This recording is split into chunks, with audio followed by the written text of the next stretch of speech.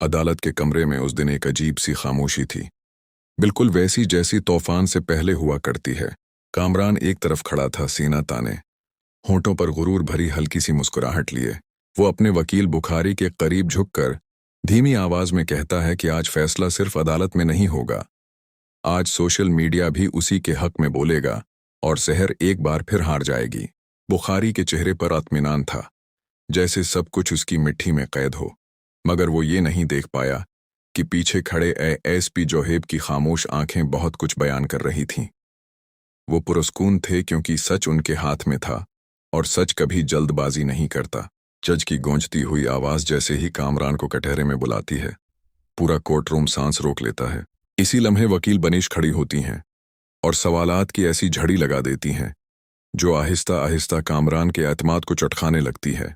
हर सवाल पर उसका चेहरा जर्द पड़ जाता है, हाथ लरजने लगते हैं और अल्फाज साथ छोड़ देते हैं। घबराहट के एक लम्हे में उसके मना से वो बात निकल जाती है जो नहीं निकलनी चाहिए थी, कि उसने जानबूझकर शहर को उस रात अपने घर बुलाया था। ये जमला अदालत में गड़ता नहीं बल्कि बम की तरह फट पड़ता है। शहर की आंखें अचानक ऊपर उठ जाती हैं। कमरे में सरगोशियों के बजाय मुकम्मल सन्नाटा छा जाता है।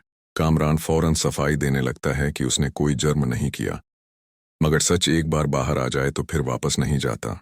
इसी लम्हे अदालत के दरवाजे खुलते हैं और किरण अंदर दाखिल होती है, चेहरे पर थिकन, मगर आंखों में वो हिम्मत जो सिर्फ सच बोलने वालों के हिस्से में आती है।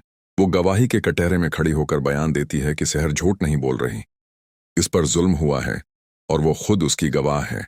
वो बताती है कि उसने उस रात कामरान के घर की सीसीटीवी फुटेज अपनी आंखों से देखी थी, मगर कामरान ने वो सबूत जबरदस्ती उससे छीन लिया।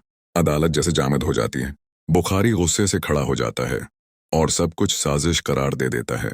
एसपी जोहेब आगे बढ़ते हैं, आवाज बुलंद नहीं मगर हर लफ्ज वजनी।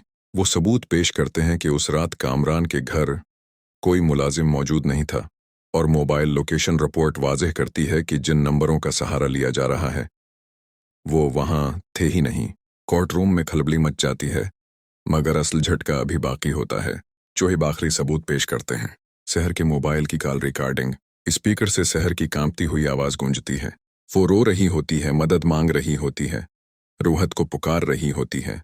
ये आवाज अदालत की दीवारों से टकराकर हर दिल तक पहुंचती है। जज फैसला सुनाने वाले होते हैं कि कामरान अचानक चीखता हुआ खड़ा हो जाता है। आंखों में खौफ नहीं, पागलपन होता है। वो इंस्पेक्टर शफीक की बंदूक छीनकर शहर की तरफ तान देता है और धमकी देता है कि अगर उसे जाने न दिया गया तो वो सब खत्म कर देगा। अदालत जंग का मैदान बन जाती है। इसी लम्हे अली झपट कर पीछे से बंदूक छीन लेता है। जोहेब उसे जमीन पर गिराकर हथकड़ियां पहना देते हैं। कामरान चलाता रह जाता है, मगर उसकी आवाज बेमानी हो जाती है। जज फैसला सुना देते हैं, कामरान को मौत की सजा और वकील बुखारी और इंस्पेक्टर शफीक को मुअत्तल कर दिया जाता है। और दूसरी तरफ जेल की अंधेरी कोठड़ी में कामरान अपनी ही परछाई से डरते हुए समझ जाता है कि ताकत, झूठ और गुरूर आखिरकार सच के सामने शिकस्त खा जाते हैं।